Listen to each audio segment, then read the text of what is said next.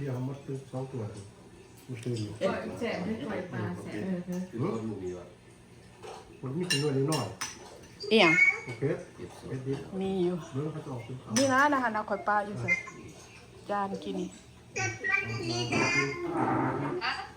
แฮปปี้มาเดย์เด้อมื้อนี้มันเป็นวันเอียงวันอาทิตย์บ่แฮปปี้มาเดย์บ่จื้อแล้วแนวอันนั้นเฮ็ดควงๆอยู่แต่เด็กพุ่นแฮปปี้มาเดย์มื้อนี้มีหมูมาอะไรล่ะเห็ดบันแซวสู่กินหมูคนเวียดนามของแท้ได้นี่นะเวียดนามเห็ดแท้ๆเด้อนั่นผู้เพิ่นเห็ดเพิ่นกระหัวอยู่เด้บันแซวข่อยสิเฮียนเห็ดน้ำเพิ่นเพราะข่อยเคยจะกินบ่เคยเห็ดแฮปปี้มาเดย์เป็นวันอาทิตย์ซุ่มแซวกันน้อยนึงนี่เด้ก็สิมีแต่บันเซลเห็ดพันกิน เดี๋ยวเคยเห็นนี่ ไป ว่า ที่คอ